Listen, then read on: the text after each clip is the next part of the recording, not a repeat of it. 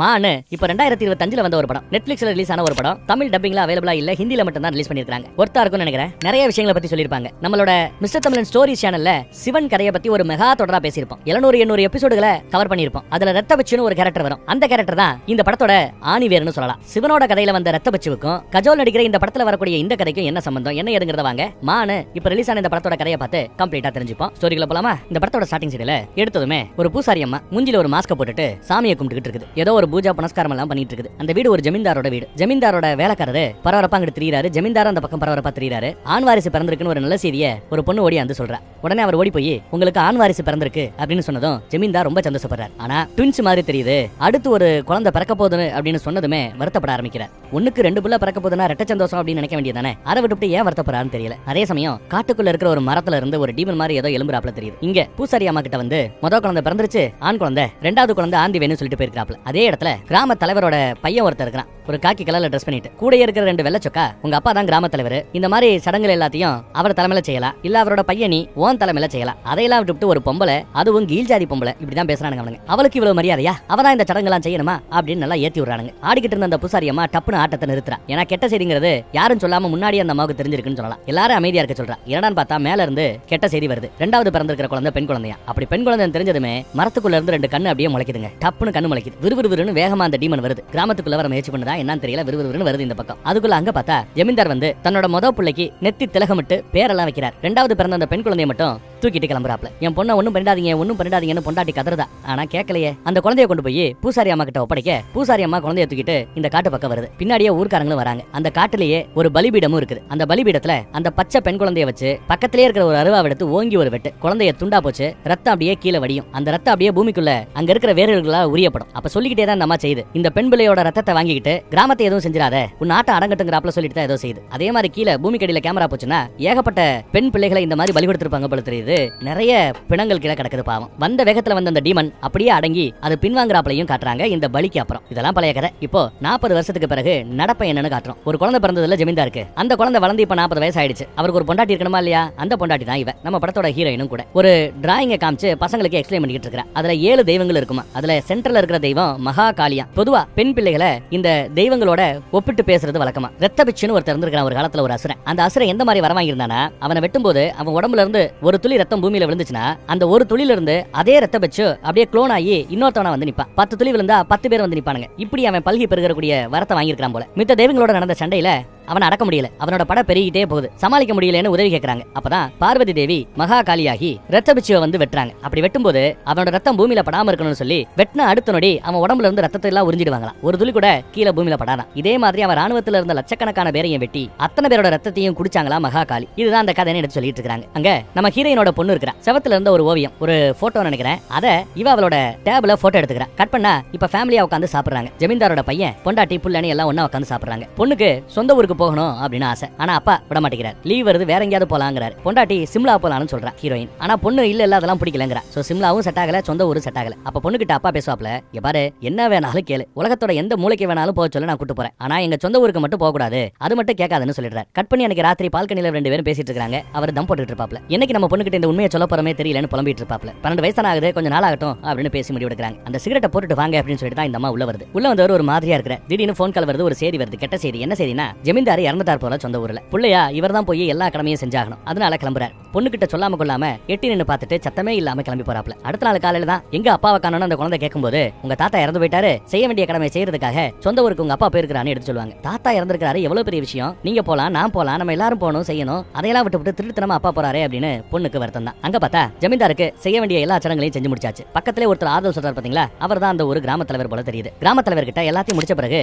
பையன், இந்த சொத்து பத்து, இந்த அரண்மனை, இது எல்லாத்தையுமே மொத்தமா நான் விற்கலான்னு இருக்கிறேன், நல்ல புரோக்கர் இருந்தா சொல்லுங்கன்னு சொல்லும்போது, என்னப்பா இப்படி சொல்ற, என்னதான் இருந்தாலும் உங்க பரம்பரை சொத்து இல்லையா, இதை போய் விற்கணுங்கிற, இது உங்க லெகசி இல்லையா, அப்படி இப்படின்னு பேசி பாக்குறாரு. அதெல்லாம் ஒண்ணும் இல்லங்க, எல்லாத்தையும் வித்துட்டு வெளியிலேயே செட்டில் ஆகிட்டு இருக்கிறோம், நமக்கு இந்த கிராமம் எல்லாம் செட்டுப்படி ஆகாது, இந்த கிராமமும் கூட சபிக்கப்பட்ட கிராமம்னு சொல்றாங்க, எதுக்கு வம்பு, இங்க எதுவும் வேண்டாம் அப்படிங்கிறான். ஊர்ல இருக்கிற என் ஒருத்த பையன், அவனுக்கு இவ்வளவு எல்லாம் தேவைப்படாது, ஊர்லயே நாங்க செட்டில் ஆகிறோம், எங்க சிட்டிலேயே செட்டில் ஆகிறோம் பேசிட்டு இருக்கும்போது, உனக்கு பையன் இல்லையே பொண்ணாச்சே அப்படின்னு சொல்றாரு. இவருக்கு ஷாக். ஆமாப்பா பயப்படாத, உன்னோட அப்பா ஜமீன்தார் இதை பத்தி என்கிட்ட சொல்லியிருக்காரு, நான் இதை பத்தி யார்ட்டையுமே சொல்லல, இந்த ஊர்லயே இந்த ஒரு ரகசியம் தெரிஞ்ச ஒரே ஆளு நான் மட்டும் தான் இப்ப உயிரோட இருக்குது அப்படிங்கிறாப்ல. அதே சமயம் இந்த பக்கம் பார்த்தா நம்ம ஹீரோயின் தான் பொண்ணு ஏதோ டிராயிங் வரைஞ்சிருக்கா, அதை பாக்குறாங்க. பார்த்தா ஒரு மரத்தை அழகா வரைஞ்சிருக்கா போல, அழகா ஓவியம் வரைஞ்சிருக்கான்னு சொல்லிட்டு அதை போட்டோ எடுத்து தான் புருஷனுக்கு அனுப்பிச்சு வைக்கிறாங்க வாட்ஸ்அப்ல. அதே சமயம் இந்த பக்கம் பார்த்தா அப்பாவோட அஸ்தி எடுத்துட்டு கிளம்ப போற சமயம் ஒரு வேர் தடிக்கு கீழே விழுவாப்ல, அஸ்தி உருளுது. அப்புறம் ஓரளவு எந்திரிச்சு கிளம்பும் போது பார்த்தா செருப்புல அந்த வேறு அரகுறையா ஒட்டிக்கிட்டு இருக்குது. வண்டியில ஏறி கிளம்பி போயிட்டே இருக்கிறாப்ல. யாரும் இல்லாத ஒரு காட்டு பக்கத்துல வரும்போதுதான் வாட்ஸ்அப்ல இந்த மாதிரி ஓவியம் வந்திருக்கும். அதை பாத்துப்பாப்ல, பார்த்ததும் பறந்துறாரு. என்ன பண்றாரு, பதறாரு. பதறிக்கிட்டு கால் பண்றாரு பொண்டாட்டி. பொண்ணு எப்படி இதை வரைஞ்சா, அந்த ஃபேஸை எப்படி அவ பார்த்தா, எனக்கு தெரிஞ்சானோ அந்த முகத்தை எப்படி அவ பார்த்தா, எப்படி வரைஞ்சா, இப்படியே கேட்டுட்டு இருக்காப்ல. நமக்கு புரியல, மரத்தை தானே வரைஞ்சிருக்காளே அப்படின்னு யோசிக்கிறோம். பார்த்தா அந்த மரத்துக்குள்ள அந்த ஓவியத்துக்குள்ள நல்லா உத்து பார்த்தா கண்ணு மாதிரி லைட்டா ஒரு உருவம் தெரியுது போல தெரியுது. இவன் பேசிட்டு இருக்கும்போதே அதே ரூபம் இவரோட காருக்கு பின்னாடி இருக்கும். இவரோட கார் கண்ணாடியில நமக்கு காட்டுறாங்க, பட் அவருக்கு அணிக்கல. எவ்வளவு கோரமா இருக்குன்னு பாருங்க. இது பேசுறது சரியா கேட்கல, பொண்டாட்டி கேட்கல, பொண்டாட்டி பேசுறது புருஷனுக்கு சரியா கேட்கல. ஹலோ ஹலோன்னு கேட்டுக்கிட்டே இருந்தவர் ஒரு மாதிரி டென்ஷன் ஆயிட்டாரு, பீதி ஆயிட்டாரு. சிகரெட் அடிக்கணும் தோணுது, சிகரெட் எடுத்து அடிக்கிறாரு. லைட்டா கண்ணாடியுடைய கதவை திறந்து விடுறாரு. திறந்து விட்டுட்டு சிகரெட் அடிச்சிட்டு இருக்கும்போதே பார்த்தா கால்ல ஏதோ ஒட்டிட்டு இருக்கேன். அப்புறம் தான் கவனிக்கிறார், அந்த வேர் ஒட்டிட்டு இருக்கு. அந்த வேரை எத்தி எத்தி தள்ள பாக்குறாரு, தள்ள முடியல, போக மாட்டேங்குது. சரி கையால பிடிச்சு போடலாமேன்னு வேறல வச்சு அப்படி தொடுவார் பாருங்க. அடுத்த நொடி வெளியில இருந்து வந்த வேர்கள் எல்லாம் சரசர சரசரன்னு அவரோட கையை மேல பிடிக்குது. இன்னொரு கையை ஸ்டேரிங்ல வச்சே ஒரு இருக்கு இருக்குது, ஃபுல்லா இறுக்கிடுச்சு, முகத்தை எல்லாம் இறுக்கிடுச்சு. என்ன பண்ணணும்னு அவருக்கு ஒன்றும் பிடிபடல. வாயில இருந்த அந்த சிகரெட் வேற கீழே விழுந்து உடம்புல தீப்பத்தி குப்புன்னு பத்தி எரியுது, மொத்தமா எரிஞ்சு நாசமாகுது. அடுத்து பார்த்தா அவர் இறந்து போயிட்டாங்கிற செய்தி இங்க சிட்டிக்கு நம்ம ஹீரோயினுக்கு வருதுங்க. புடிச்சு இறந்து போயிட்டாருன்னு ஒரே வருத்தம் தான். ரிப்போர்ட் எல்லாம் காட்டுறாங்க. அவர் பிடிச்சிட்டு இருந்த அந்த சிகரெட்னால தான் விபத்து ஏற்பட்டிருக்கும்னு ரிப்போர்ட் சொல்லுது போல. வருத்தப்படுறாங்க பாவம். எல்லாரும் வந்து அஞ்சலி செலுத்திட்டு போவாங்க. நம்ம ஊர் தலைவர் வந்து அஞ்சலி செலுத்திட்டு போறார். உங்களுக்கு ஏதாவது உதவி தேவைன்னா என்கிட்ட சொல்லிவிடுங்க, நான் ஹெல்ப் பண்றேன் அப்படின்னு சொல்லிட்டு போறார். இங்க பொண்ணு சாப்பிடாம கொள்ளாம அப்படியே ஒரு மாதிரியா இருக்கா. இப்படியே இருந்தா எப்படி, சாப்பிடணும் செய்யணும்னு அட்வைஸ் பண்ணிட்டு இருக்காங்க. இனி வாழ கத்துக்கணும் எல்லாம் பேசிட்டு இருக்காங்க. அப்படியே ஒரு 3 மாசம் இப்ப போயிடுச்சுங்க. திடீர்னு பார்த்தா நம்ம ஹீரோயினோட கனவுல புருஷ வராப்ல தெரியும், எரியிறாப்ல தெரியும். ஒரு செகண்ட் பயந்து போயிடு முடிக்கிறா. கனவு தான். அடுத்த நாள் ஸ்கூலுக்கு கிளம்புற சமயம் கால் வருது. பொண்ணு தான் போன் எடுக்கிறா. அந்த பக்கம் பேசுறது கிராம தலைவர். எப்படிமா இருக்கிறேன்னு விசாரிச்சுட்டு அம்மா கிட்ட போன் கொடுக்க சொல்றாரு. அம்மா பேசினா உங்க புருஷன் இறக்குறதுக்கு முன்னாடி அந்த வீட்டை விற்கணும்னு கேட்டுக்கிட்டாப்ல, அந்த அரண்மனையை விற்கணும்னு கேட்டுக்கிட்டாப்ல, அதுக்கு தான் நான் எல்லாம் ரெடி பண்ணி வச்சிருக்கேன். நீங்க நாளை கழிச்சு வந்தீங்கன்னா பேப்பர் ஒர்க் எல்லாத்தையும் முடிச்சிடலாம் அப்படின்னு பேசிட்டு இருக்காப்ல. நாங்க இருக்குங்க, நீங்களே எல்லாத்தையும் முடிச்சிருங்க, நாங்க இங்க வரல, கமிஷன் கூட கொடுக்குறோம் அப்படின்னு பேசுறாங்க. ஐயோ கமிஷனுக்காக இல்லமா,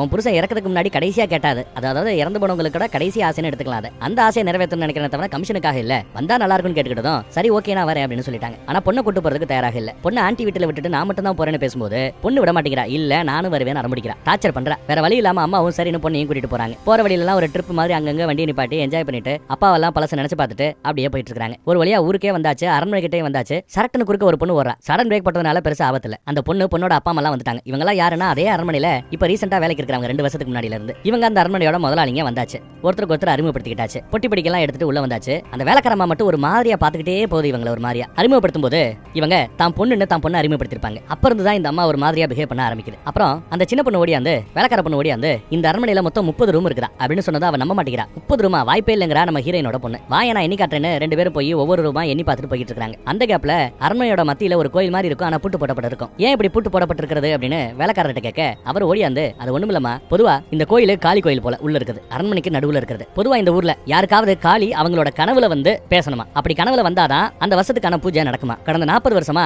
காளியோட கனவு யாருக்குமே இங்க வந்ததில்ல, அதனால பூஜை நடத்த வேண்டிய அவசியம் இல்லாம போயிடுச்சு, பூட்டியே கிடக்குதுன்னு எடுத்து சொல்றாரு. 40 வருஷத்துக்கு முன்னாடி ஜமீன்தாரோட பையன் பிறக்க போற அந்த சமயத்துல தான் ஏதோ ஒரு அம்மாவுக்கு கனவுல வந்திருக்கு காளி. அதனாலதான் அந்த அம்மாவோட தலைமையில அன்னைக்கு பூஜை நடந்துச்சு. நம்ம பூசாரி அம்மா எல்லாம் சொன்னப்போ யாருக்கு வேணாலும் அந்த கனவு வரும் போல தெரியுது எடுத்து சொல்றாங்க. ரொம்ப வித்தியாசமா இருக்குது இந்த ப்ரொசீஜர், கலாச்சாரம் எல்லாம் இங்க. அப்புறம் பொண்ணு வேலைக்கார பொண்ணு நல்லா திக்கா ஃப்ரெண்ட் ஆயிட்டாங்க. பரவாயில்லையே, ரொம்ப சீக்கிரம் ஒட்டிக்கிட்டேன்னு சாப்பிடும்போது பேசும்போது பொண்ணு கூட ஒட்டிக்கிட்டேன், ஆனா அந்த வேலைக்கார அம்மா மட்டும் முறைச்சிக்கிட்டே தெரியுது அப்படிங்கிறது பொண்ணு. வந்து சாப்பாடெல்லாம் எடுத்துட்டு போயிட்டு இருக்காங்க. சாப்பாடு நல்லா இருக்கா அப்படின்னு வேலைக்காரெல்லாம் விசாரிச்சுட்டு இருக்காங்க. அப்புறம் வேலைக்காரரோட அப்பாவை பார்க்கணும்னு கேட்டுக்கிறாங்க. இந்த வேலைக்காரர் 2 வருஷத்துக்கு முன்னாடி வந்தவர். இதுக்கு முன்னாடி கடந்த 50 வருஷமா இங்க வேலை பார்த்துட்டு இருந்தவர் யாருன்னா இந்த வேலைக்காரரோட அப்பா வேலைக்காரர். படத்தோட ஸ்டார்டிங் சீன்ல பாத்துருப்போம்ல, குழந்தை பிறந்திருக்கிற செய்தியை சொல்லுவாரு. அவரை பார்க்கணும்னு கேட்டுக்கிட்டதுனால இவர் கூட்டிட்டு போய் காட்டுறாரு. பார்த்தா அவர் பித்து பிடிச்ச போனாப்ல இருக்கிறார். அவர் பேசியே 10 வருஷம் ஆயிப்போச்சு போல, பேசுறதை நிப்பாட்டி போயிட்டாரு, பேசுறதே கிடையாது. ஆனா இப்படி சாப்பிட்டுட்டு இருக்கும்போது திடுதுப்புன்னு அந்த குழந்தை பக்கத்துல நின்று அப்படியே பயமுறுத்துறாரு. நீ இருக்கியா போச்சு, சர்வ நாசம் ஆக போகுது, எல்லாம் போக போகுது, எல்லாம் சாபக்கேடுன்னு புலம்பிக்கிட்டு இருக்கிற.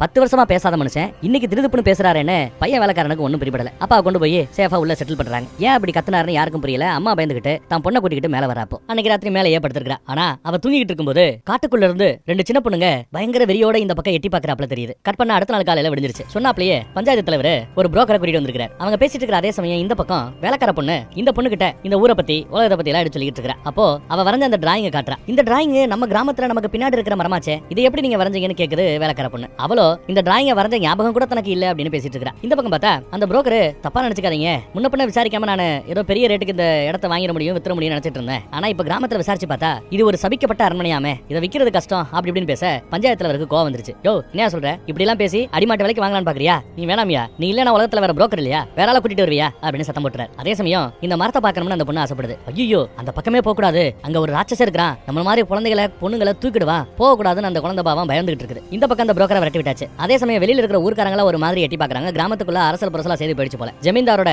இந்த பரம்பரையில கடைசியில ஒரு பெண் குழந்தை இருக்குது, அதுவும் பலி கொடுக்கப்படாத ஒரு பெண் குழந்தை இருக்குதுன்னு தெரிஞ்சுக்கிட்டு ஒரு மாதிரியா ஊர்க்காரங்க எல்லாம் ஒரு மாதிரி பாத்துட்டு இருக்காங்க. எல்லாரையும் பஞ்சாயத்துல விரட்டிட்டு இருக்காரு. இப்படி இந்த பக்கம் ரணகலம் நடந்துகிட்டு இருக்கிற அதே கேப்ல குழந்தைங்க ரெண்டும் பின்பக்கம் போயிடுச்சு. வேலைக்கார பொண்ணு வேண்டாம்னு சொன்னாலும் கேட்காம இவதான் வாப்பாவன்னு கூட்டிட்டு அந்த காட்டு பக்கம் வந்துடுறா. இவங்க அரண்மனைக்கு பின்பக்கத்துல ஒரு கதவு இருக்குது. அந்த கதவை திறந்து போனோம்னா கொஞ்சம் பாலடைஞ்ச பில்டிங்ஸ் கிடக்கும். அந்த பில்டிங்கை தாண்டிட்டோம்னா காடுகள் தான், அந்த மரங்கள் தான், அந்த பலி கொடுக்கிற பலிபீடம் கூட அங்கதான் இருக்குது. அப்படியே ஒரு மாதிரி அந்த மரத்தை பாத்துட்டு இருக்கும்போது டப்புனு பின்னாடி நம்ம ஹீரோயின் வந்து நிக்கிறாங்க. நீங்க என்ன பண்றீங்க, உள்ள போங்க அப்படின்னு சத்தம் போடுறாங்க. இவங்க உள்ள போனாலும் அந்த அம்மா ஒரு மாதிரி பயந்துகிட்டே பாக்குது அந்த பக்கத்துல. அப்படி திருப்பி ரிட்டர்ன் போயிட்டு இருக்கும்போது யாரோ மேல இருந்து இவங்களை வாட்ச் பண்றாப்ல தெரியும். அடுத்து பார்த்தா அது ஒரு சிலை. ஆனா பக்கத்துலயே ஏதோ ஒரு பொம்பளை சரட்டுன்னு அந்த பக்கம் கிராஸ் ஆப்ல தெரியும். அதான் அந்த அம்மா கவனிக்கல. அப்புறம் பார்த்தா அந்த வேலைக்காரமா ஓடியாந்து தான் பொண்ணு அடிக்கார குறைதான், ஏன் இந்த பக்கம் வந்த, உன்னை யார் இங்க கூட்டு வந்தா அப்படின்னு கோவப்படுறாங்க. அடிச்சு இழுத்துட்டு போய் பார்க்கும்போது வேலைக்கார பொண்ணு நிப்பாட்ட சொல்லி உன் பொண்ணு வயசுக்கு வந்திருக்குது வாழ்த்துக்கள் அப்படின்னு வாழ்த்துறாங்க. ஆனா அந்த அம்மா பயந்துகிட்டே இழுத்துட்டு போகுது தான் பொண்ணு. அப்ப இந்த குழந்தை நான் எப்ப வயசுக்கு வருவேன், எனக்கு எப்ப பீரியட் ஸ்டார்ட் ஆகும், இந்த மாதிரி எல்லாம் ஓப்பனா கேக்குது. சிட்டில எல்லாம் சகஜம், ஓப்பனா சொல்லி வளர்க்கறதா நல்லதும் கூட. அந்த அம்மாவோ உனக்கு வயசு 12 ஆயிடுச்சுல, கொஞ்சம் நெருங்கி வர வயசுதான், எப்ப வேணாலும் நடக்கலாம், வந்தா வருத்தப்படாத சந்தோஷப்படு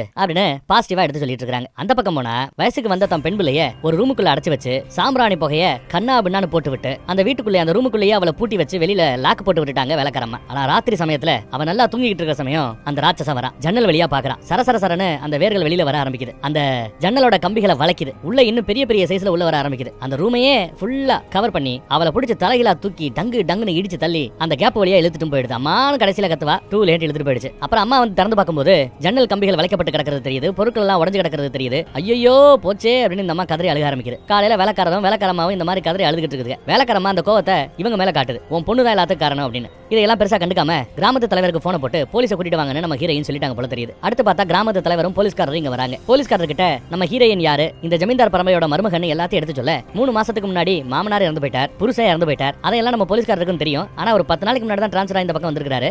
இருந்தாலும் மேட்டர் தெரியும், தன்னோட ஆழ்ந்த அனுதாபங்களை தெரிவித்துக் கொள்கிறாரா. அப்புறம் வேலைக்காரங்க கிட்ட குழந்தை காணாம போனதை பத்தி விசாரிக்கும் போது எந்த ரூம்ல இருந்து காணாம போனாங்கன்னு கேட்க அந்த ரூமை காட்டுறாங்க. ஜன்னல் கம்பி வளைக்கப்பட்டிருக்கிறத வச்சு யாரோ உள்ள வந்து கடத்திட்டு போயிருக்காங்க. ஆனா அப்படி யாரோ ஒருத்தர் வந்திருந்தாங்கன்னா அவங்களோட காலடி தடம் இருக்கணுமே அப்படின்னு தேடிக்கிட்டு இருக்காரு. அப்போ குழந்தையோட அப்பாவோ காலடி தடம் இருக்காது, ஏன்னா அது ஒரு ராட்சசன் அப்படிங்கிறாப்ல. எது ராட்சசனா அப்படின்னு கேட்க அதையெல்லாம் நம்புறதுக்கு நம்ம ஹீரோயினோ போலீஸ்காரரோ தயாராக இல்ல. ஆனா அவங்களோ இந்த ஊர்ல ஒரு பெண் குழந்தை காணாம போறது இது ஒண்ணு முதன்முறை இல்ல, இந்த மாதிரி பல தடவை நடந்திருக்குன்னு அடுத்த கொண்டு தூக்கி போறார். பஞ்சாயத்து தலைவர்கிட்ட விசாரிச்சா பஞ்சாயத்து தலைவர் ஆமா பல பெண்கள் இந்த மாதிரி காணாம போயிருக்காங்கன்னு சொல்றாப்ல. அப்ப ஏன் போலீஸ் ஸ்டேஷன்ல வந்து கம்ப்ளைண்ட் கொடுக்கலன்னு அவர் கேட்க எப்படியும் கொடுக்க முடியும், காணாம போன 2வது நாள் குழந்தைங்க வீட்டுக்கு வந்துருமா, அப்புறம் எப்படி கம்ப்ளைண்ட் கொடுக்க முடியும்னு கேட்கிறார். இவங்க கிட்ட பேசிட்டு இருந்தா இப்படி தான் முட்டாத்தனமா பேசிட்டு இருப்பாங்க, வாங்க குழந்தைய தேடலாம் காட்டுக்குள்ள போகணும்னு நம்ம ஹீரோயின் முடிவு பண்ணிட்டா. ஆனா ஊர்க்காரங்களோ பஞ்சாயத்து தலைவரோ பயப்படுறாங்க, அந்த பக்கம் போறதுக்கே பயப்படுறாங்க. காணாம போன பெண் பிள்ளைகள் எல்லாம் 2 நாள்ல திரும்ப கிடைச்சிடறாங்க. ஆனா அவங்கள தேடி போனவங்க யாரும் உயிரோட திரும்பி வந்ததா சரித்திரம் இல்ல அப்படிங்கிறாரு அவர். அதெல்லாம் கேட்காம நீங்க எக்கட கெட்டு போங்க, நாங்க போறோம்னு அரண்மனையோட பின்பக்கத்தின் வழியாக அந்த பாலடைஞ்ச பில்டிங் பக்கம் வராங்க. பலிபீடத்தை தாண்டாங்க. காட்டுக்குள்ள லைட் அடிச்சுக்கிட்டு அந்த பொண்ணோட பேரை சொல்லி சுத்தியும் முத்தியும் தேடி பார்த்துட்டு இருக்காங்க. அப்படி பரபரப்பா இவ தேடி பார்த்துட்டு இருக்கும்போது நல்லா கவனிங்களேன், எல்லா மரத்திலையும் ஏதோ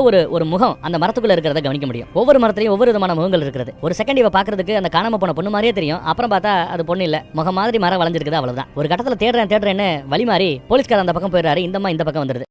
அப்போ இவ தேடிக்கிட்டு இருக்கும்போது குழந்தை அழுகிற சத்தம் எங்கேயோ கேட்கும். ஆனா குழந்தைங்க அங்க இல்ல. அப்புறம் சைடுல பேய்கள் மாதிரி 2-3 பேர் நிக்கிறாப்ல தெரியும். அடுத்த நொடி பார்த்தா அவங்களும் அவங்க இல்ல. அப்புறம் போலீஸ்காரர் வந்து பார்த்துட்டு வழி தவறி போயாச்சு, சரி வாங்க தேர்ந்த வரைக்கும் கிடைக்கல போலாங்கிறாப்ல. குழந்தை அழுகிற சத்தம் உங்களுக்கு கேட்கதான்னு கேட்டா எனக்கு கேட்கலையே அப்படிங்கிறாரு போலீஸ்காரர். வீட்டுக்கு வந்தா அந்த பொண்ணு அழுகிறா. என்னாலதான் எல்லாரும் ஊர்க்காரங்க எல்லாம் பேசிட்டு இருக்காங்க, நானாமா காரணம், என்னதாமா இங்க நடக்குது, ஏமா எல்லாரும் என் மேல இந்த மாதிரி பழி போடுறாங்க அப்படின்னு அந்த விஷயத்தை விசாரிக்க ஆரம்பிக்கிறாங்க. அதே மாதிரி ஊர்க்காரங்க சொல்ற இதெல்லாம் அந்த ராட்சசன் இதெல்லாம் உண்மை இல்லைன்னா இத்தனை வருஷம் என்கிட்ட ஏன் இந்த கதையெல்லாம் நீங்க சொல்லல, இன்னும் என்கிட்ட ஏதோ நிறைய விஷயங்களை மறைக்கிறீங்க, அந்த உண்மையை சொல்லுங்கன்னு கேட்கிறா. இனிமே இந்த உண்மையை சொல்லித்தாகணும், நானும் சொல்றேன்னு இவங்க சொல்ல ஆரம்பிக்கிறாங்க. இந்த ஊர் காட்டு பக்கத்துல இருக்கிற ஒரு ராட்சசன் இந்த ஊர்ல வரக்கூடிய பெண்கள் எல்லாத்தையுமே கடத்திட்டு இருக்கானா, அதுவும் வயசுக்கு வந்த பெண்களை தான் கடத்துவானா. அப்படி இந்த கிராமத்துல பல பெண்கள் அந்த ராட்சசனுக்கு இரையா இருக்காங்களா. இந்த ராட்சசனுக்கு பின்னாடி ஒரு பேக் ஸ்டோரி உண்டு. படத்தோட ஸ்டார்டிங் சீன்ல ரத்தபிச்சுன்னு ஒரு அசுரனை பத்தி பார்த்தோம்ல, காலியால வெட்டப்பட்டு அவன் ரத்தம் தரையில படாம மொத்தத்தையும் குடிச்சிட்டு இருந்தாங்கல்ல. அப்படி லட்சாதி லட்ச லிட்டர் குடிச்சிட்டு இருக்கிற கேப்ல ஏதோ ஒரே ஒரு துளி ரத்தம் மட்டும் தப்பித்தவறி ஒரு இடத்துல வந்து விழுந்ததா, யாருக்கும் தெரியாது. ஆனா அப்படி அந்த அசுரனோட ரத்தம் விழுந்த இடம் தான் இந்த கிராமம்னு எடுத்து சொல்றேன். அந்த கிராமத்துல இருந்து வளர்ந்தவன் தான் இந்த அசுரனா. இதுக்கு முன்னாடி ரத்தத்தை ஞானத்துளி விழும்போது அப்படியே முழு பலத்தோட உருவத்தோட வந்து நிப்பான். ஆனா இந்த தடவை காளியோட ஆக்ரோஷத்தினால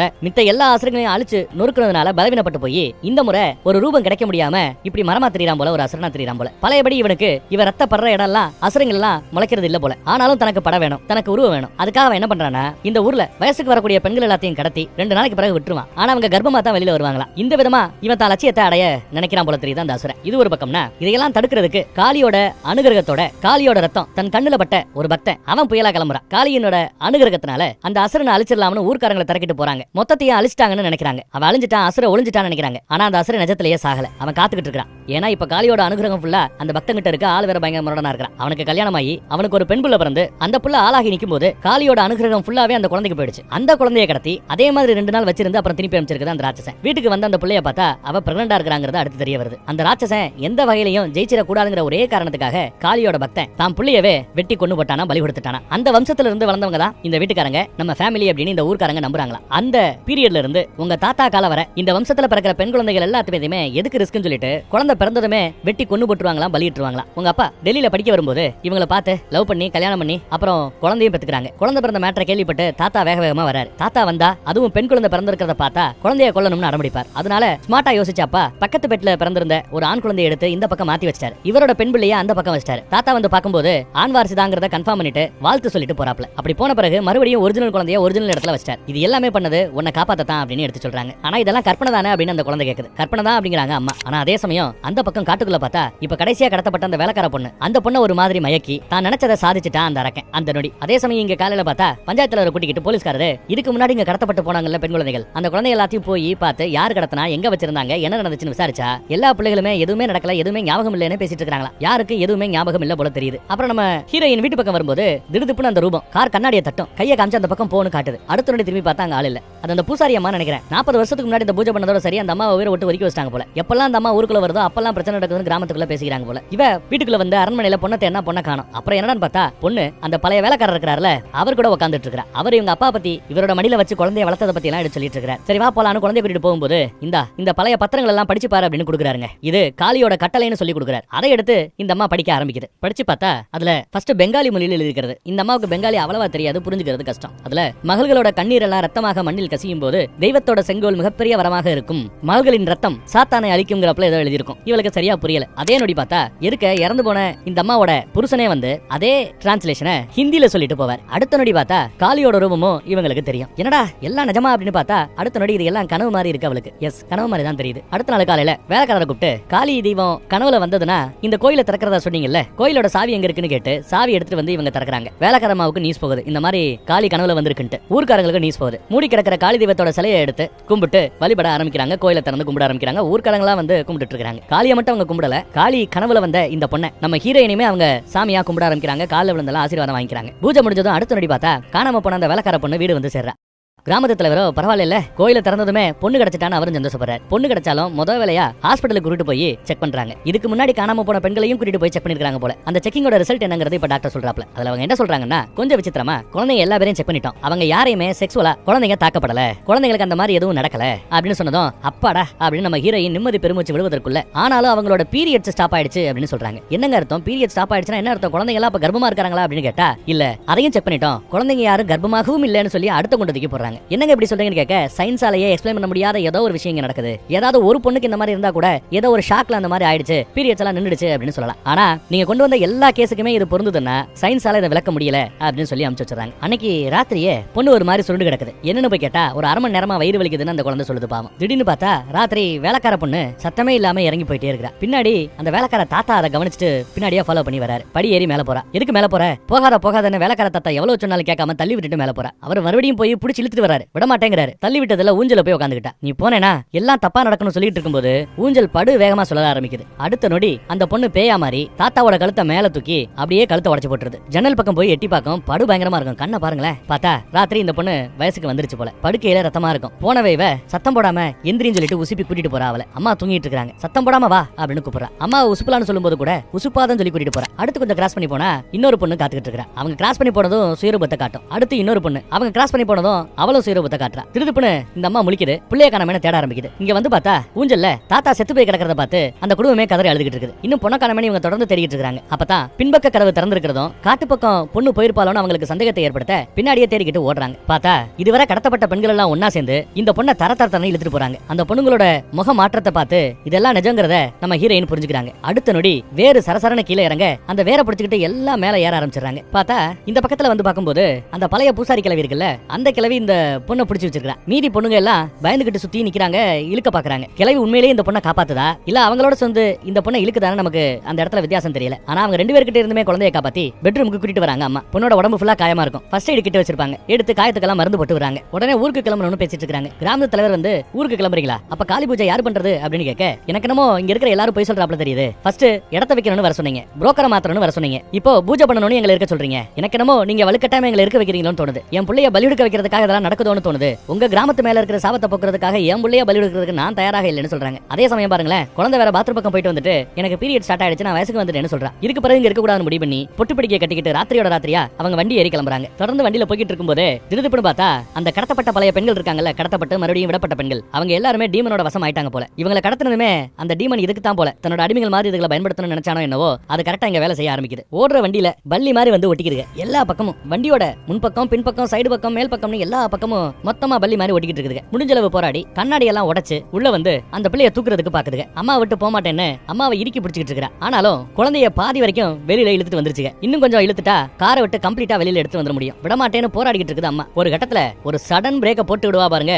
மொத்த பிள்ளைகளும் தெரிச்சு அங்க பொத்து பொத்து பொத்து பொத்துன்னு போய் விழுகிறாங்க. விழுந்து கிடக்கிறத பார்த்தா எல்லாரோட சோழி முடிஞ்சிருச்சோ அப்படின்னு கூட யோசிக்க தோணும். குழந்தை அழுதுகிட்டு அம்மாவை கட்டி பிடிச்சிட்டு இருக்கா. பிரச்சனை முடிஞ்சிருச்சா தீந்துருச்சா அப்படின்னு பார்த்தா அதான் இல்ல. மறுபடியும் எல்லாம் சேர்ந்து எந்திரிச்சு நிக்குதுங்க. இவங்களை பார்த்து மறைக்குதுங்க. சரி வண்டியை உரிமை எடுத்துடலான்னு பார்த்தா எவ்வளவு ஆக்சிலேட்டர் கொடுத்தாலும் வண்டி நகரல. என்ன நகரலன்னு பார்த்தா எல்லாம் சேர்ந்து வண்டியோட டயர் தரையில பட்டாதானே நகர்றதுக்கு. டயர் தரையில படாத மாதிரி அப்படியே அலாக்கா தூக்கிக்கிட்டு பொத்துன்னு கீழே போடுங்க. அப்பதான் நம்ம ஹீரோயின் இருக்கிற அந்த பொண்ணு வேலைக்கார பொண்ணுங்கிறதே கவனிக்கிறா. கதவை இழுத்து விட்டதுல கதவு தனியா பிச்சுக்கிட்டு வருது. எல்லாம் அந்த கிராமத்தை சேர்ந்த பொண்ணுங்க மொத்தமும் உள்ள புகுந்து அம்மா கிட்ட இருந்து அந்த புள்ளைய பிரிச்சு தரன்னு காட்டுக்குள்ள இழுத்துட்டு போகுது. அம்மாவை இழுத்து இந்த பக்கத்துல அடிச்சதுல ஒரு மரத்துல மோதி அப்படியே மங்கி கிடக்குறா. பாதிக்கப்பட்ட பெண்கள் எல்லாம் கடைசியா இப்ப நம்ம ஹீரோயினோட பொண்ணை கடத்தி அடுத்து கை மாத்திக்கிட்டே இருக்காங்க. காட்டுக்குள்ள தூக்கிட்டு போறாங்க போல தெரியுது. அதுக்குள்ள நம்ம ஹீரோயின் முழிச்சிட்டா. தான் பொண்ணு கொஞ்சம் கொஞ்சமா தன்னை விட்டு தூரம் போறத கவனிக்கிறா. எந்திரிக்க கூட சத்து இல்ல. தவந்துதான் வராங்க. அதே நொடி அந்த பெண்கள் எல்லாம் கொஞ்சம் விலகி கொடுக்குறாங்க. என்னடான்னு பார்த்தா அவர்களுக்கு மத்தியில நடுவுல அந்த ராட்சசனோட நிழல் தெரியுது. ஆனா நிஜத்துல பார்த்தா அந்த ராட்சசனே நம்ம பஞ்சாயத்து தலைவர் தான்ங்கிறது இப்ப தெரிய வருது. பஞ்சாயத்து தலைவரோட மடியில தான் இப்ப இந்த குழந்தை இருக்குது. குழந்தைய தூக்கிட்டு கிளம்பிட்டாப்ல. அதையெல்லாம் இந்த பக்கத்துல இருந்து யாரோ வாட்ச் பண்றாப்லயும் தெரியுது. அடுத்த நொடி இந்த அம்மா மயங்கி போயிட்டா. காலையில போலீஸ்காரங்க அரண்மனைக்கு வராங்க. ஊர்க்காரங்க எல்லாம் ஒண்ணு கூடி இருக்காங்க. என்னாச்சுன்னு விசாரிக்கிறார். அந்த வேலைக்கார தாத்தா இறந்து போனதை பத்தியும் இவங்களோட வேலைக்கார பொண்ணு மட்டும் இல்ல, இந்த கிராமத்துல இதுக்கு முன்னாடி கடத்தப்பட்ட எந்த பொண்ணுகளும் இப்ப இங்க இல்ல, எல்லா பொண்ணுகளையுமே காணும்னு வேற போலீஸ்காரங்க கிட்ட எடுத்து சொல்லிட்டு இருக்காங்க. இவ்வளவு கூத்து நடக்குது. எங்க கிராமத்து தலைவரங்கன்னு கேட்டா தலைவரையும் காணாம நேத்து ராத்திரில இருந்து. சோ போலீஸ்காரங்களுக்கு தலைவர் மேல இப்ப சந்தேகம் நேச்சுரலாவே திரும்பணும் இல்ல. பிளாஷ்பேக்கை யோசிச்சு பார்த்தா கூட பிளாஷ்பேக்ல போலீஸ்காரர் பாதிக்கப்பட்ட பொண்ணுங்க எல்லாத்தையுமே அன்னைக்கு என்ன நடந்துச்சு, யாரு என்ன பண்ணா சொல்லுங்க அப்படின்னு கேட்கும்போது எல்லா பொண்ணுங்களுமே ஒண்ணுமே தெரியல, ஞாபகம் இல்லன்னு போய் சொன்னாங்க. காரணம் என்னன்னா இவர் பக்கத்துல உட்காந்துக்கிட்டு இவர் தான் கடத்தினவரே. அவர் பக்கத்துல உட்காந்துக்கிட்டு தலைய தடவி கொடுத்துட்டு இருக்கும்போது எப்படி பொண்ணுகள் எல்லாம் சொல்லிருப்பாங்க. அது மட்டும் இல்லாம ஊர்ல ஒரு அந்த பழைய பூசாரி அம்மா தெரியுது இல்ல, அதுதான் எல்லாத்தையும் கடத்திட்டு போறாப்ல. அந்த இடத்துல ஒரு கட்டுக்கதையை உருவாக்க பார்த்திருப்பார். கூட்டி கழிச்சு பார்த்துட்டு அவர் மேல சந்தேகம் திரும்புது நம்ம போலீஸ்காரருக்கு. போலீஸ்காரர் ஒரு 4 போலீஸோட சேர்ந்து காட்டுக்குள்ள இறங்குறார். ரெண்டு பேரா 2 திசையில அனுப்புறார். இவர் கையில ஒரு துப்பாக்கியோட நடுவுல முன்னோக்கி போறார். இந்த பக்கம் நம்ம ஹீரோயின் முழிச்சு பார்த்தா காட்டுக்கு மத்தியில இருக்கிற ஒரு குடிசையில இருக்காங்க. பக்கத்துலயே அந்த பழைய பூசாரி அம்மா இருக்குது. முழிச்சதுமே என் பொண்ணுங்கன்னு போராடுது. நீ அவங்க பக்கம் தானே, அன்னைக்கு என் பொண்ணு அவங்க கடத்த முயற்சி பண்ணும்போது நீ தான முயற்சி பண்ண அப்படின்னு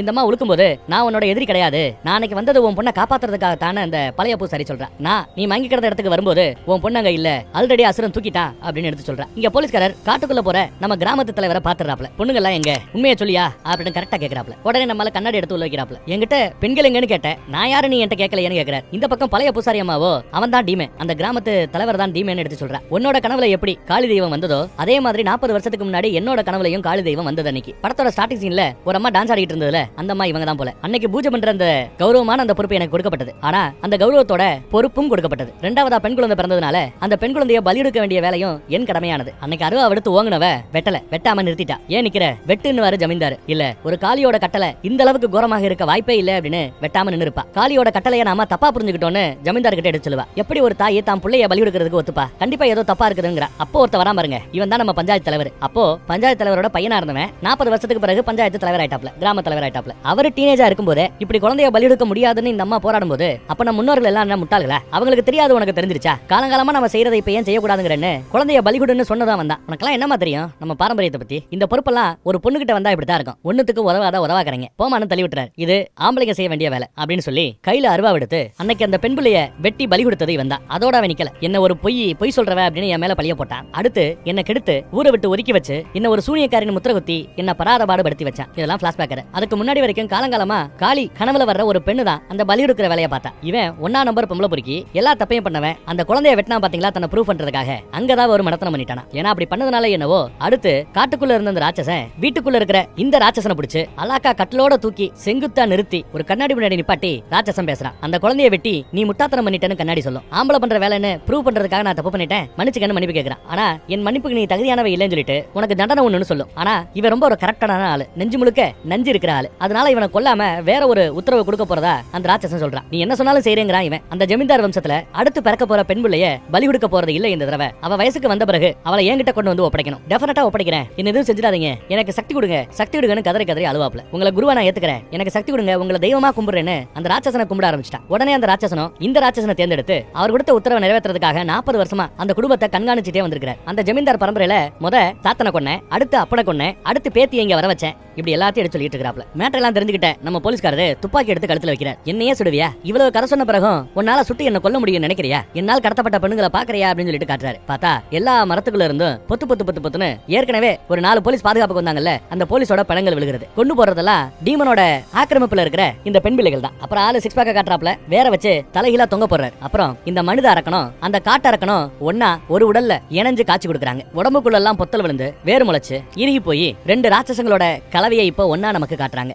இந்த கலவைக்கு என்ன பேர் வைக்கிறது? பல வருஷமா அவன் காத்துக்கிட்டு இருக்கிறது இந்த ஒரு நாளுக்காக தானே. இந்த பக்கத்துல அந்த பழைய பூசாரி அம்மா எடுத்து சொல்றாங்க, உன் பொண்ண இன்னைக்கு அவன் பிரெக்னென்ட் ஆக்கி தன்னோட வாரிசை இந்த உலகத்துக்கு கொண்டு வருவான், இன்னும் சக்திசாலியா கொண்டு வருவான். தலைமுறையா இது வரைக்கும் எவ்வளவோ பெண் பிள்ளைகளோட ரத்தத்தை பார்த்த இந்த காட்டுக்கு இன்னும் பசி அடங்கல. ஆனா இவ்வளவு ரத்த பசி அடங்காத அந்த காட்டுக்குள்ள நீ தனியா போனேன்னா உன்னால எதுவும் செய்ய முடியாது. உனக்கு காளியோட அனுகிரகம் வேணும். அதுக்கு 40 வருஷமா நடக்காம இருக்கிற அந்த காளி பூஜையை நீ நடத்து. காளி பூஜையை நீ நடத்தி காட்டு, உனக்கு வேண்டியது அந்த காளி நடத்தி காட்டுவான்னு அந்த அம்மா கால விழுகாத குறையா கெஞ்சி கேட்டுக்க இவங்களும் சரின்னு முடிவு பண்ணி காளி பூஜை பண்ண ஆரம்பிக்கிறாங்க. யாரோட கனவுல காளி வந்ததோ அவங்க தான் பூஜை பண்ணணும்னு வழக்கம். அதே மாதிரி இங்கேயும் காளி பூஜை ரொம்ப சிறப்பா ஆடல் பாடலோட சிறப்பா நடக்குது. ஒரு கட்டத்துல ஆடி ஓஞ்சி போய் நம்ம ஹீரோயின் விழுவாங்க காளியோட காலடியில. அப்படி விழும்போது யாரோ கையை வச்சு அப்படி தூக்கி வராப்ல இருக்கும். ஆனா எந்திரிச்சு பார்த்தா மயங்கி விழுந்தவங்க அங்கேயே தான் இருக்காங்க. அப்ப எந்திரிச்சு நிக்கிறது யாரு நமக்கு தெரியல. அதே சமயம் எதுக்க யாரு எந்திரிச்சு நிப்பாட்டினது அப்படின்னு பார்த்தா காளி தெய்வமே தான். காளியே நேர்ல வந்து இவரோட நெத்தியில வெற்றி திலகமிட்டு போய் வான்னு அனுப்பிச்சு வைக்கிறாங்க போல தெரியுது. அடுத்த நொடி பார்த்தா மயங்கி விழுந்து கிடந்த இவங்க எந்திரிக்கிறாங்க. விறுவிறுன்னு நேரா போறவங்க இதுவரை பிறந்த பெண் பிள்ளைகளை பலியிடுவதற்காக வச்சிருந்தாங்கல்ல ஒரு கத்தி, அந்த அருவாவை கையில எடுத்துக்கிட்டு காட்டுக்குள்ள போறா. ஆனா காட்டுக்குள்ள எப்படி கரெக்டான இடத்துக்கு போறது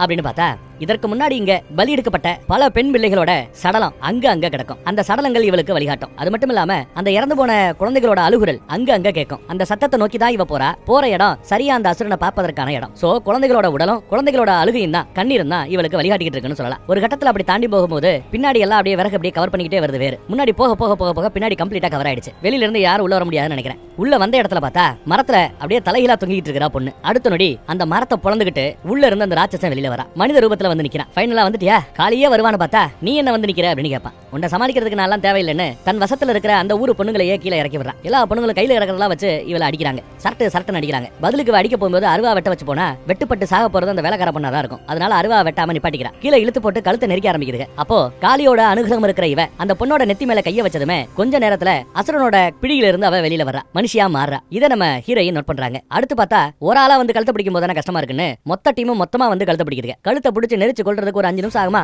அந்த 5 நிமிஷத்துக்குள்ள இருக்கிற ஒரு 10 பிள்ளைகளையாவது நார்மல் மோடுக்கு கொண்டு வந்துருமே எல்லா பேரோட நெத்திலையும் கை வச்சுக்கிட்டே இருக்கிறா. ஒவ்வொருத்தங்களையும் மனுஷன் ஆக்கிக்கிட்டே இருக்கிறா. ஒரு கட்டத்துல பார்த்தா 5 நிமிஷம் முடியறதுக்குள்ள எல்லா பேரையுமே மனுஷியா மாத்தி விட்டாங்க. அதனால இவங்களும் சாகல உயிரோட தான் இருக்காங்க. அப்புறம் அந்த அருவா எடுத்துட்டு வந்து இவனை வெட்டி தக்கிற அந்த நேரம் வேற வச்சு இந்த அம்மாவை போட்டு அங்கே இங்கேயும் நங்கு மோத விடுறான், அடிச்சு துவம்சம் பண்றான். அப்புறம் அதே வேறால தூக்கி நிக்க வச்சு வேர்களால காலு கை எல்லாத்தையும் பிடிச்சிட்டான். ஒரு காலை நொறுக்குறான், அடுத்து இன்னொரு காலை திரிய போட்டுறான், அடுத்து ஒரு கையை திரிய போட்டுறான், அடுத்து ஒரு மார்கையை திருகி போடுறான். அதுக்கு பிறகு கழுத்தையே திருகி போட்டுறான். மொத்தமும் நொறுங்கி போய் அப்படியே கீழே விழுகிறான். அதுக்கு பிறகு இவர் ஆசையோட எதிர்பார்த்து அந்த வேலையை பார்க்க ஆரம்பிக்கிறார். தன் சக்தியை பயன்படுத்தி அந்த பிஞ்சு உடம்புல இவனோட அம்சத்தை உருவாக்குற அந்த வேலையை பார்க்கறான். வயித்துல கொஞ்சம் கொஞ்சமா கரு உருவாகிட்டு இருக்கு போல தெரியுது. அதே நொடி இவனை அடக்கிறதுக்காக ஏதாவது ஒரு அதிசயம் நடக்குமான்னு பார்த்தா இந்த அம்மா வாங்கின அந்த அடியில அவங்களோட நெத்தியில இருந்து ரத்தம் லைட்டா ஒழுக ஆரம்பிக்குது. ஒழுகுன அந்த ரத்தம் பூமியில படும்போது இதத்தான் அந்த காளியின் கட்டளைங்கிற அந்த வரியில சொல்லிருப்பாங்க நினைக்கிறேன். மண்ணுல பட்டு இவளோட கண்ணீர் ரத்தமும் மண்ணுல அப்படி கலக்கும் போது ஏற்கனவே மண்ணுல பலியிடப்பட்டு செத்து போய் கிடந்த பல குழந்தைகள் இருக்கும்ல, அந்த குழந்தையோட ஆத்மா எல்லாம் ஒண்ணு சேர்ந்து இவளுக்கு சக்தி கொடுக்குது. உடைந்த கால்கள் தானா சரியாகுது, உடைந்த கைகள் தானா சரியாகுது, உடைந்த கழுத்து தானா சரியாகுது. அருவாவை கையில எடுத்துக்கிட்டு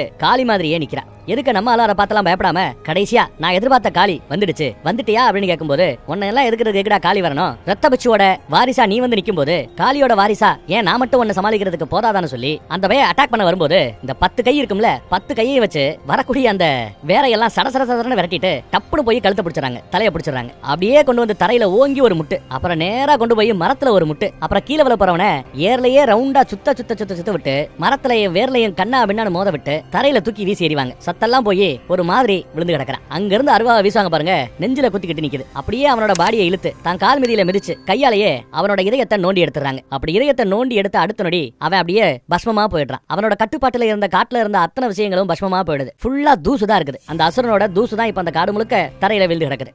இந்த பக்கம் பூஜையெல்லாம் முடிச்சுட்டு பிள்ளைய வரலையான்னு அழுதுகிட்டு இருக்கிற அந்த குடும்பத்துக்கு ஆறுதல் சொல்ற விதமா எல்லா குழந்தைகளும் அம்மா அப்பா அழுதுகிட்டு ஓடியாருங்க. குழந்தைகள்லாம் கிடைச்சிருச்சுன்னு அவங்க எல்லாருக்கும் சந்தோஷம். தான் பிள்ளையையும் தூக்கிட்டு வராங்க இங்க நம்ம ஹீரோயின். பழைய பூசாரி அம்மா வந்திருக்கிற பிள்ளையோட வயித்தை தொட்டு பார்த்துட்டு ஐயோ லேட் ஆயி போச்சே, உன் புள்ள வயித்துல ஒரு கரு உருவாயிடுச்சு, அந்த ராட்சசனோட கரு உருவாயிடுச்சுன்னு சொல்லி வருத்தப்படுறாங்க. இப்போ இதுக்கு பிறகு என்ன செய்யறது? இதுக்கு முன்னாடி இதே வம்சத்துல இதே மாதிரி ஒரு பிரச்சனை வரும்போது காளியோட அம்சம் கொண்ட ஒருத்தன் தான் பிள்ளையவே வெட்டி போட்டுட்டு ராட்சசனோட வாரிசு பூலோகத்துக்கு வராம காப்பாத்தினார். இப்ப அதே தான் நானும் செய்யணுமான்னு இவ கேட்கிறா. ஒரு அம்மா வந்துகிட்டு காளி எப்படி இதை என்கிட்ட இருந்து எதிர்பார்ப்பான்னு எனக்கு தெரியல, இது எனக்கான பரீட்சைனா இது உனக்கான பரீட்சையும் கூட. புள்ள முக்கியமா நான் முக்கியமான காளி என்கிட்ட கேட்கலாம். காளி தான் முக்கியம்னு காளி மேல பாரத்தை போட்டு இப்ப நான் இந்த கடமையை செய்யறேன்னு சொல்லி அருவாவை எடுத்து ஓங்க ஆரம்பிக்கிறாங்க. கண்ணை மூடிக்கிட்டே தான் மொத்தமும் செய்ய போறாங்க. ஓங்கி ஒரே விட்டு குழந்தையோட சோழியை முடிக்க போறாங்க. இந்த பரீட்சை இவளுக்கான பரீட்சை. அதுல அவ தேறிட்டா. உலக நன்மைக்காக புள்ளையே கொல்ற ரேஞ்சுக்கு இவ வந்துட்டா. ஆனா இந்த பரீட்சை காளியோட பரீட்சையும் கூட தானே. அப்படி வெட்ட போகும்போது பார்த்தா இதுவரை இதே பலிபிடத்துல பலியிடப்பட்ட பல பெண் பிள்ளைகள் இருப்பாங்கல்ல, அவங்களோட ஆத்மா எல்லாம் ஒண்ணு கூடி வயித்துல இருந்த அந்த ராட்சசனோட கருவை இல்லாம பண்ணி பியூரிஃபை பண்ணி வச்சுட்டாங்க அந்த குழந்தைய. இது எதுவுமே அம்மாவுக்கு தெரியாது. கண்ணை மூடிக்கிட்டு இருக்காங்க. ஓங்கி வெட்ட போகும்போது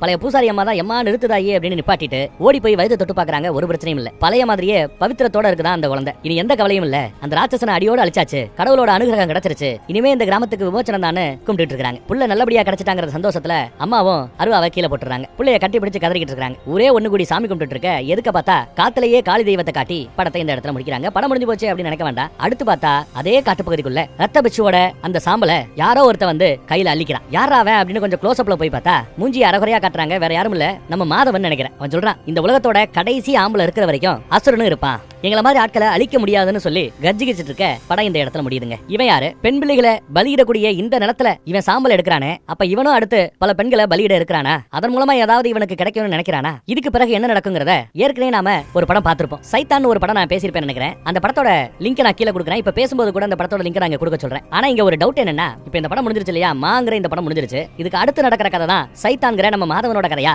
அப்படிங்கிறது தெரியல. இல்ல சைத்தான் ஏற்கனவே ரிலீஸ் ஆன அந்த மாதவனோட கதைக்கு முந்தின கதையா, இந்த மாங்கிற படத்தோட கதைக்கும் மாதவன் நடிச்ச ரிலீஸ் ஆன சைத்தான்கிற அந்த படத்தோட கதைக்கும் நடுவுல இனி எடுக்க போற கதையா அப்படிங்கிறதுல கிளாரிட்டி இல்ல. ஆனா டெஃபினட்டா நீங்க மாதவன் நடிச்ச அந்த சைத்தான் படத்தை பார்க்கணும். சோ லிங்க் இருக்கு. இதே மாதிரி கான்செப்ட்ல தான் படம் இருக்கும். என்ன ஏதுன்னு பார்த்து என்ஜாய் பண்ணிக்கங்க. அடுத்த படத்துல சந்திப்போம்.